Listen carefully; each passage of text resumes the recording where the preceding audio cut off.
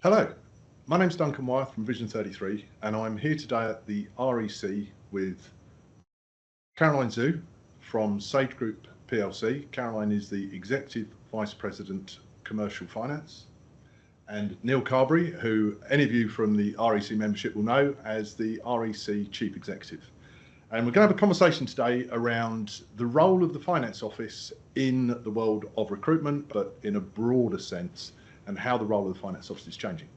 So I'm going to ask Caroline and Neil to introduce themselves. Caroline, if you can go first and just give us a quick background about yourself and your role within Sage. Yeah, absolutely, Duncan. So as you mentioned, I am the EVP of Commercial Finance for Sage. So in a nutshell, I look after three key teams. So all the country finance teams that support our country managing directors, the functional finance business partners that support our functional leaders, and then what we call the group FP&A team, so the group financial planning and analysis team that bring it all together in the centre. So I sit on two leadership teams at Sage. I have the absolute benefit of sitting on two. So firstly into our group CFO, Jonathan Howell, but then secondly into our Chief Commercial Officer, Dirk Bleeker, so sat alongside the country MDs. Know your way around finance, I do, yes. Excellent. And Neil? Well, morning. It's glad to have you both here at the REC today. Neil Carberry, Chief Executive of the REC. If nothing else, kind of a wonk for how people find work and move on in their careers. You know, the REC members are businesses that are, I like to say, the WD-40 of our labour market. They help people find what they need and they help companies to grow. Around that, I am fascinated more generally by how British business improves productivity, where if you think about everything we're talking about in the UK right now, the whole tax and fiscal position, the international trade position, everything is about productivity, ultimately. Yeah. You know, it's the old saying from our American colleague that in the long run, productivity isn't everything, but it's almost everything. And as part of that at the REC, we're thinking about, yes, of course, we campaign for members. Yes, of course, we maintain standards, but it's also about how can we help members to improve their productivity, which, of course, is one of the reasons why we're so pleased to be a partner with Sage. And your membership base goes from the very small to the ridiculously large, I may say, plus $1 billion turnover at the top end. Yes, I like to refer to it as a fat bottom pyramid. So there are about 30 firms in the top tier, and they are all the household names that you would expect to see there. But there are about 1,500 firms in the bottom tier, and they are entrepreneurs, they are fantastic businesses that are serving niches, that are serving local areas, where enabling them is really, if you want a levelling up strategy, enabling them to make a bigger difference is a big part of success for the whole economy. Sure. Thank you. So let's dive into some questions. The recruitment firms are experts at matching the right talent with the right opportunities. That's what they exist for. Their strengths have always been in the front office excellence, but with so much focus on operational efficiencies and client delivery, how can finance leaders in this sector take a more strategic role in shaping long-term business success? And I think, Caroline, if we start with you on absolutely. That one, where do you see the role of the finance leader sitting within shaping success? I think it's a really exciting time for finance. And it's also a really exciting time for the software sector. And the two, in my world, get to intersect, which I think is brilliant. So, and what I mean by that is, to Neil's point that he made earlier, AI is providing a completely different sort of landscape in terms of productivity and what you can do with productivity. And for a finance leader, what that means is we are very quickly pivoting away from being the recorders of history to being that forward-looking strategic business partner to any organisation that we sit in. And so what I mean by that is we are able to use more and more tools and technology to enable us to do the data recording. And what we are doing on top of that as finance leaders is the so what thinking. So what does this mean? What is the data telling us? What does that mean in terms of the future of the business? How can we drive that alongside the leaders within the business and that sort of commercial mindset? And so I think this is a shift that we're seeing evolve over time. But with the advent of AI, I think actually that pace of acceleration has become really exponential. And we are seeing a complete mindset shift in terms of the way that we need to approach the role of finance within a business. I think picking up on one of the comments you made about your role, financial planning and analysis. Yes. it's that analysis of the data Yes. to be able to understand what the data is telling you. And Neil, at your recent conference, your keynote speaker at the end made what I thought was a really telling statement around being able to draw the intelligence from the information.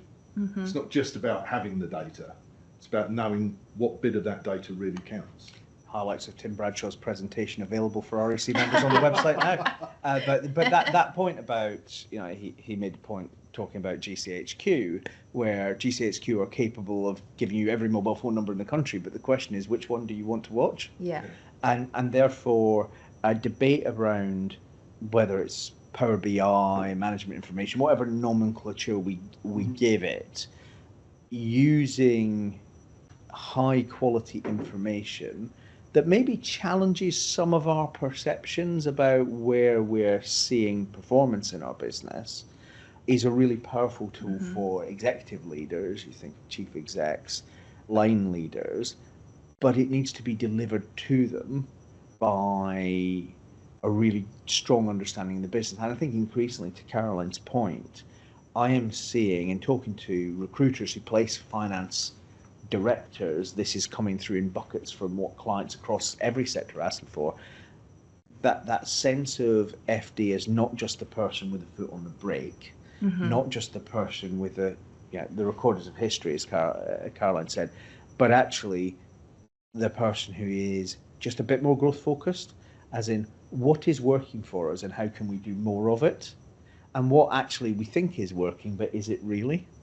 And I think that understanding of your business feels like something in an environment which is not benign in the way that maybe it was from 1992 to 2007, and then, while not brilliant, pretty solid in the all money is free era of sort of 2010 to 2022. We now live back in the world of pre-92. There are booms and there are busts. Money costs money. Yeah. That is a very different risk environment. And for leaders to be comfortable with that and to make good decisions, the gut isn't going to cut it. I think looking at the finance side, there's two things that are unique in the REC, or not the REC, the REC's members. One, it's about the only business I know where the money goes out before it comes in. Yep. You put somebody on a 3-week temporary contract, they're paid at the end of every week. You won't get paid until the end of that month, if not the end of the following month. The end of that month would be good, actually. Yeah, we can all hope. Yeah. And you've made the comment many times, you're the only industry in the world where the product can walk away from the deal. Yeah, product can say no. Yeah. And that's what makes this industry so challenging. So it's also what makes it a professional service. Yes. And that's really important in terms of our Absolutely. understanding of what the industry is. And I think we're getting there with that view. And when we think about ourselves as a professional service, you then think about, well, what is the muscle structure a professional service needs to understand its risks and understand its, so we have endless discussions about factoring, for instance, in the finance of recruitment firms. Yeah. I think building a stronger platform for understanding those discussions, and if I'm being offered a sort of a long payment term deal which has high volume, do I understand the true cost of that to my business? Bearing in mind that my example from kind of the decade after the great financial crisis, when I could borrow at 3 to 4%, being a short-term bank for my clients was a lot more comfortable than when I have to borrow at sort of 9%. So there's a whole suite here of really quite business-altering medium to long-term decisions for recruiters in an environment where recruitment leaders, especially in this market, it's a sector where you make your numbers today, this week, this month. So that balance of how do I create time for the long-term thinking and how do I make those decisions when I'm thinking long-term feels to me like the biggest single challenge for recruitment business leaders. You're absolutely right, Neil. And I think that's where the power of data really comes into play, because data is an unbiased view of the world. So it gives you a view of how trends are performing, like what you're seeing out there, without the human emotion, without the subjectivity involved in it. And so what you can do with that then is say, this is how we've performed so far, and what does that mean in terms of the future? What are the trends that I'm seeing? And if I looked into the longer term, what do those trends mean in terms of the future of the company and how we're tracking? And I think bringing together that data through tools and systems that we have available to us to be able to apply that judgment on top around the long term, I think is really important. The other thing you're then able to do around it is to pivot and make different decisions. So this is the data that we're seeing. This is what it's showing us. If we continue down this trajectory, this is what it looks like. But actually, there's an alternative scenario. And if we do A, B, C, then we go down a different route. And having those like decision points where you can use the data to inform how you want to make decisions about the future is another really powerful way that you can define what you're seeing out there. And that actually leads into one of the other questions that I've got, which is around, we all know agencies tend to come from either a recruitment consultant that is really good and thinks they can do it on their own, or somebody that's working in a specific sector like nursing or education or midwifery was one that came up this morning, that think there's a demand here, I can fulfill that demand. Yeah. They're really good at recruitment and placing people, but they're not actually business people at heart to begin with. Yeah. And therefore they don't really understand their margins and where their profits are coming from. The question really is, how can access to better financial data help businesses in general, but specifically recruitment firms, really protect and grow their profitability? Because I think that ties down to productivity. Absolutely. We have a metric within the software sector called the Rule of 40. And the Rule of 40 in really simple terms is that we want our business to grow. When you add your revenue growth and your EBITDA margin, i.e. your proxy for profitability, we think the right optimum is 40. So if you're growing at 10%, then you should have a margin of 30%. If you're growing at 20, then your margin is 20% because you're investing more for growth. But what that does is it drives this impetus within the organization around the fact that it's not growth at all cost. Like, growth has to be profitable growth, because that's the way that you embed the foundations that allow you to scale really effectively into the future. And so it's constantly that, do we invest more to drive the top line growth, but are we investing efficiently to be able to do so? And I think that is what the data and the tools will tell us, so that we have an eye on both of those things at the same time. And sometimes, to your point, cost comes before growth, and sometimes it's the opposite way around. And so what you're able to do through the data is to make those decisions, knowing what that means in terms of your long-term profitability. So this is the rate of growth that I'm achieving, but these are the costs associated with that growth. Do we think from a return on investment perspective, those are the right decisions we're making? And from an agency point of view, now that really comes down to sector, individual consultant, maybe which office if it's a group. Would you say that's right? Yeah, I think it is right. I'll just stand back from it for a second and take a look at what Caroline was just saying. I think that implies something, which is that the proactivity of what you do is important, and there's a real risk in kind of not actively thinking about that balance between investment and growth in your business. Now, it might be that you are kind of, it's you and your partner and maybe one or two other people, and it's a lifestyle business and you've got good clients and you want to roll along, and that is a fantastic place for those businesses in our sector. But there are lots of businesses who want to be more than that and are starting small to get bigger. And I think in that world, the two things that I'd really draw out is it won't just come from organic growth. There are all sorts of valleys of death as businesses get bigger, and systems matter. So that kind of activity and focus on putting in place the systems, starting to drop the pillars for the bridge you're going to need when you get to the next river over time is incredibly important. And I think it's important, particularly for us. We talked about the nature of recruitment already. It's a service industry, and it's very labor intensive. It's going to get less labor intensive over the next 5 to 10 years. It already is getting less labor intensive. I had a lovely experiment last week with producing the first drafted the minutes of the REC board on Copilot. And it was both pleasingly and disappointingly effective at producing. But there's a whole range of things. We take that down from maybe 8 hours to an hour production time. Yeah.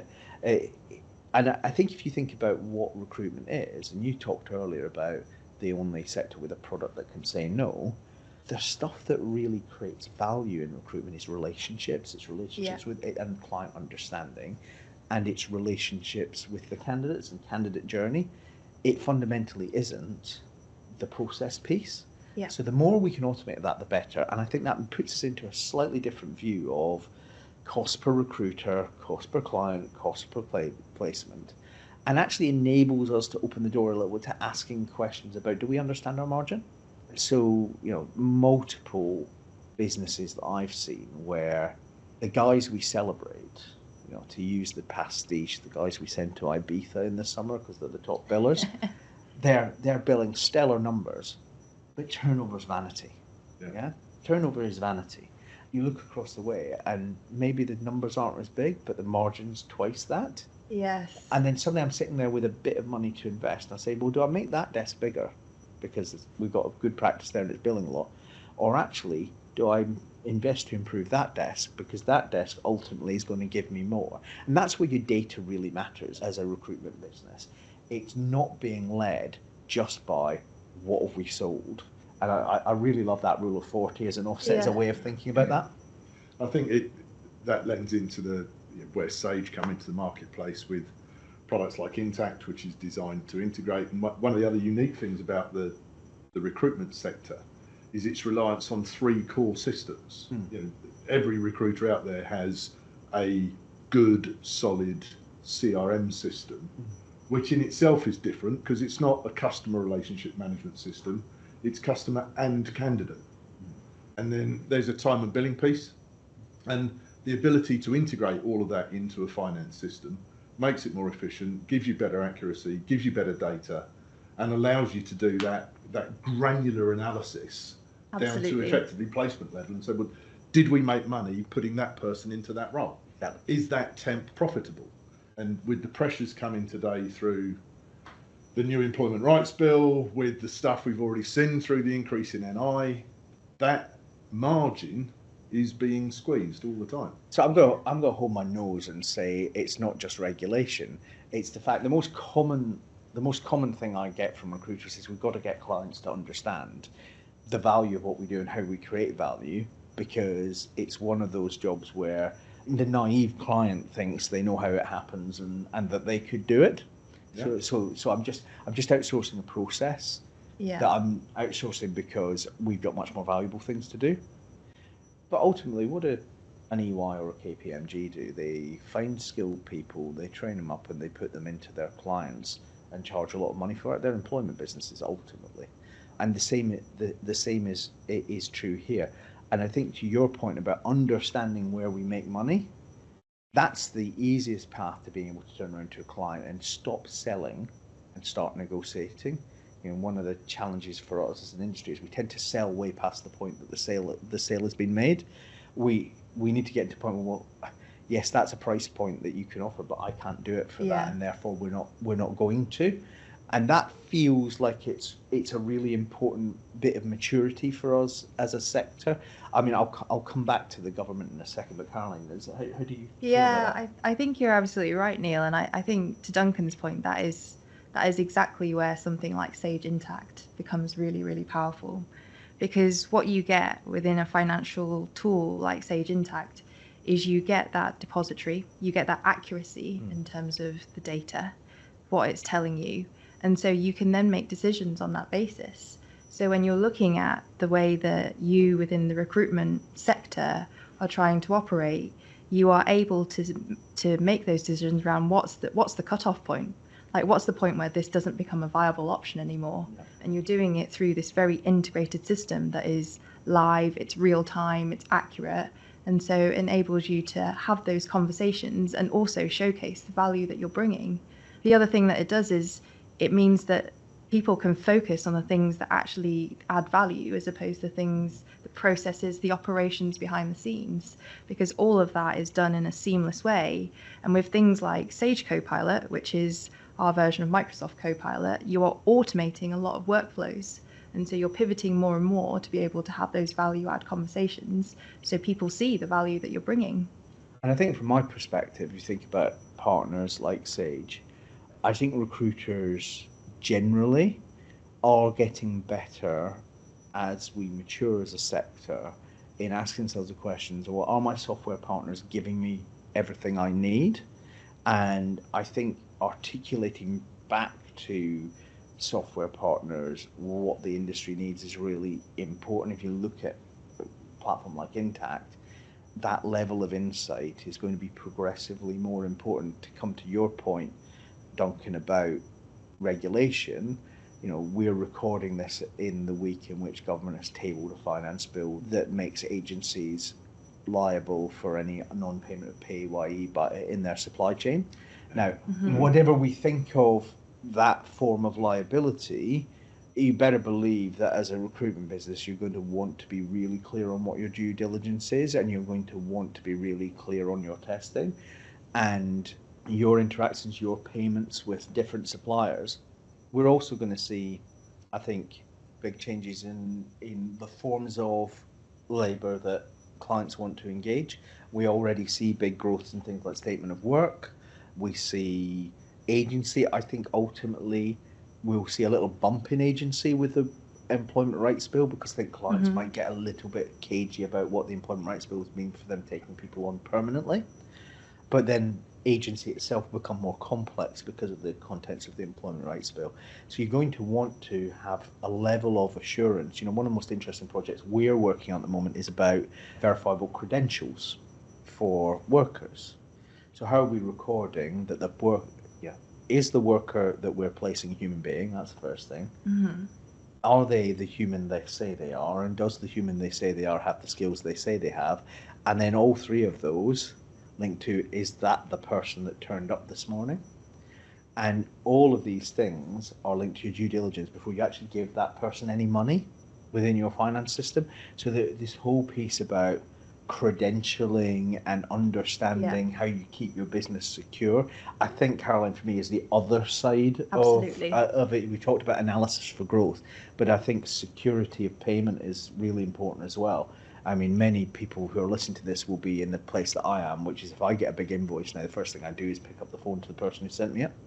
Yeah. Because you need to be sure. Absolutely. And I think this is where trust really comes into it. And you have to be able to trust the systems and the tools that you're using. And that is a big part of what we believe is at the core of everything that we do. Because to your point, Neil, if you don't have that trust around, is this the right thing? And is this showing me the right thing? Then everything that you do off the back of it becomes redundant. And so what we really believe in within Sage is that everything that we're building is through the lens and the integrity of effectively the finance fundamentals, which is getting the numbers right. And compliance forms a big part of that. And we feel that at the core, we are a firm that is built by accountants. And I'm an accountant through and through. And with that comes just a discipline around the need to make the data that you're using trustworthy. And I think that will be a fundamental part of everything that we do, so that you can do all the really interesting stuff around the growth mindset and what is the data telling us, but you're doing it from the position of trust. You're doing it from the position of compliance. And that is at the heart what Sage was brought up to be and what we will continue to be. Yeah, and I think that's that platform on which you can then have really honest conversations about where the business is and where it's going and what investments make sense.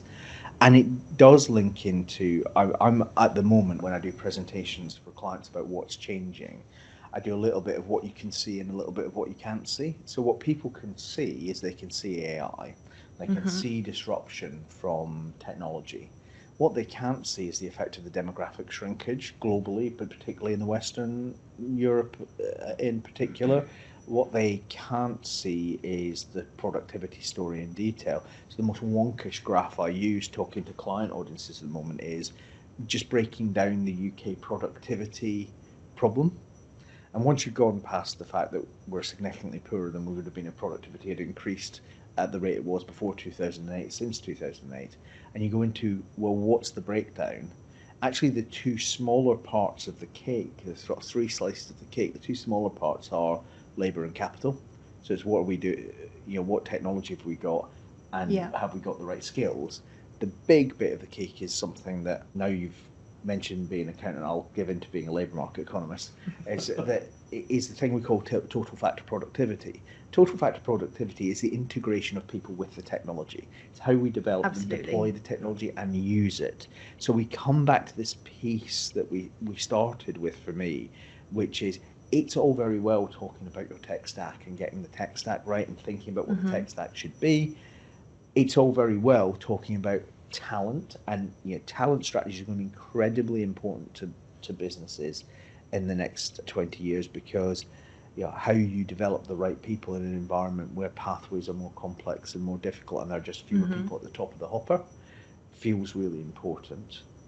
But actually it's about how the two interact, and that for me comes right back round to where we started, which is the role of the FD, the CFO, in effectively becoming more of a COO for the business in terms of thinking through what happens next.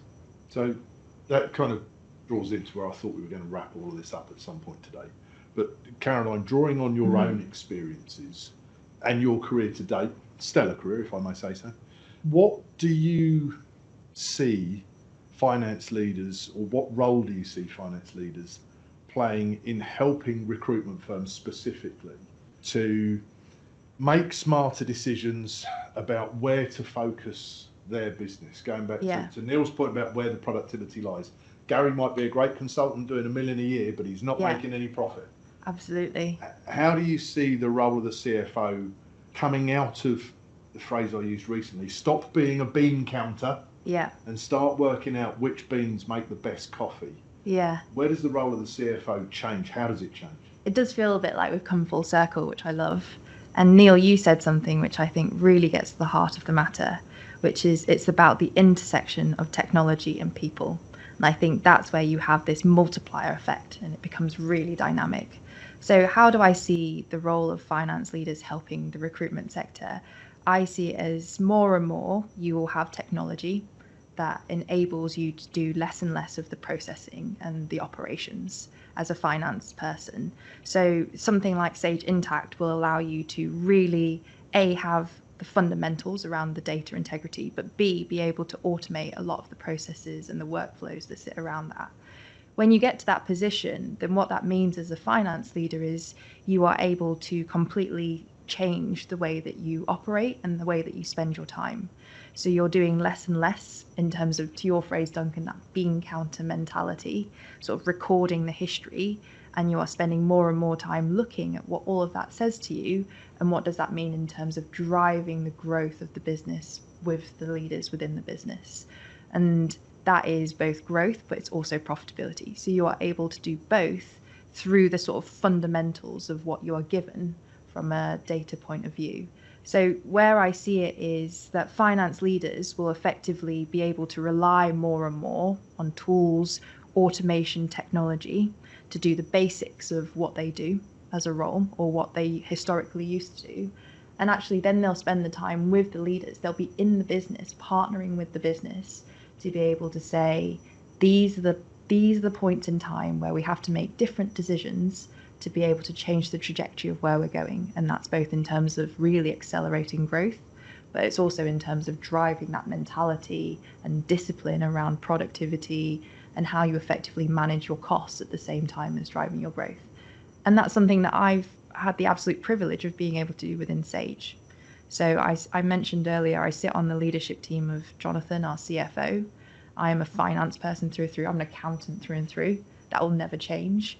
But actually, I spend more and more of my time with Dirk and his managing directors, really helping influence the way that they are thinking about both growth and profitability within their individual countries and the way that we do things.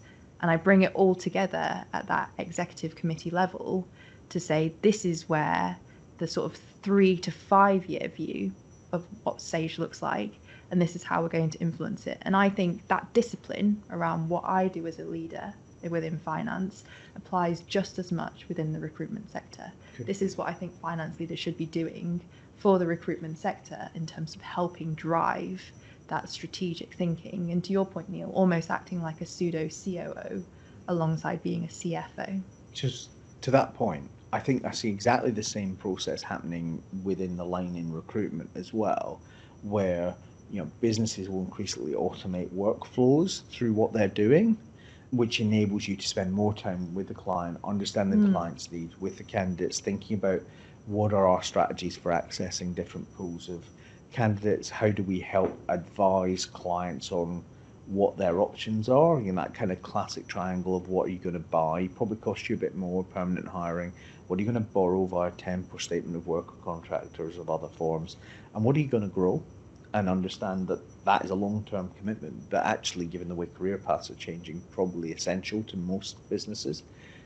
That's a complex advisory business, which I think is where, if you talk to the CHROs in our membership, they would say the skill set of consultants will need to flex to speak up to that. But it's also slightly a return to the traditional virtues of the industry. What I was taught when I started in the 90s about how you deal with clients and candidates and the skills that are important. But in that world, there's more space for this kind of discussion with finance as well, which is, well, if we are doing more of a kind of professional service delivery job, how do we understand that business? Because its measurement points are more complex and probably more meaningful than maybe some of the data points that we've rested on in the past in the industry. Really engaged finance people should be leading that within recruitment businesses now. Yeah. The one thing, Neil, that is very strong in terms of skill set within the recruitment business is your ability to tell a story. Because I think, to your point, everything that you do is about influence, it's about consultants, like professional services. And so you are bringing people on the journey with you. And I think that is a skill set that needs to now transfer into finance because of this change that we're seeing. So more and more, it's how do you bring the business along the journey with you? You have to be able to tell the story to a non-finance audience in a way that they understand and that they therefore buy into. And I think that is a transfer of skill sets or a merging of skill sets across the different sectors that we'll start to see more and more. I think that's absolutely right. Yeah. I think that's a perfect place to wrap this up. Well, thank you. Caroline, thank you so much for coming down today. Neil, thank you, Duncan, for your time again. Well, thank you both. Appreciate it. Thank you very much indeed. Thank you.